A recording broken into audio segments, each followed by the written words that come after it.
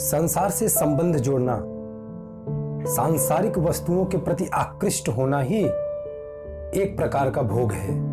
वहीं दूसरी तरफ इन सभी से संबंध तोड़ने का नाम ही योग है। सुखदायी परिस्थिति आने पर सुखी तथा दुखदायी परिस्थिति आने पर दुखी होना, यह लक्षण केवल एक भोगी के ही हो सकते हैं। योगी तो सुख और दुख में हमेशा समान बना रहता है।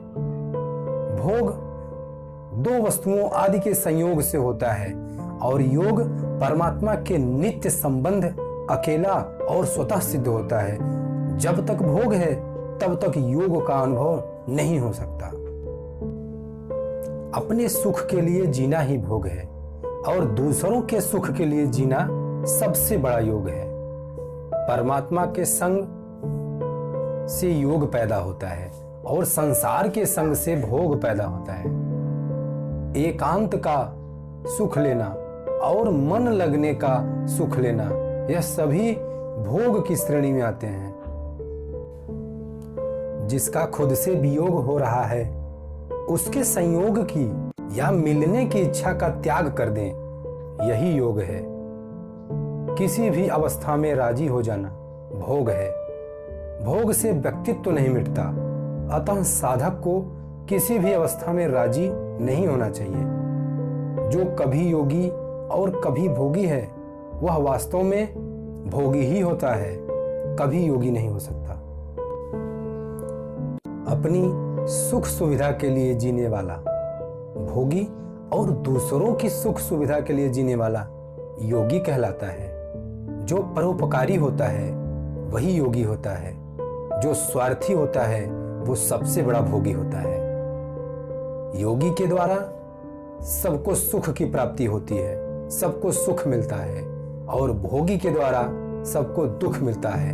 एक भोगी व्यक्ति पूरे समाज को दुखी रखता है। मेरे को यह मिल जाए यह भोग है और दूसरे को यह मिल जाए यही योग है।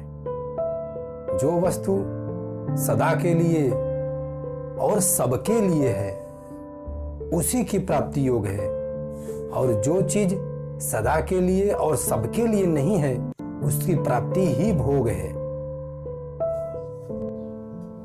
भगवान को अपना मानना योग है और भगवान से किसी चीज की इच्छा करना कि भगवान मुझे ये दे दो, भगवान मुझे वो दे दो, ये एक प्रकार का भोग है। भगवान से भक्ति होना योग है।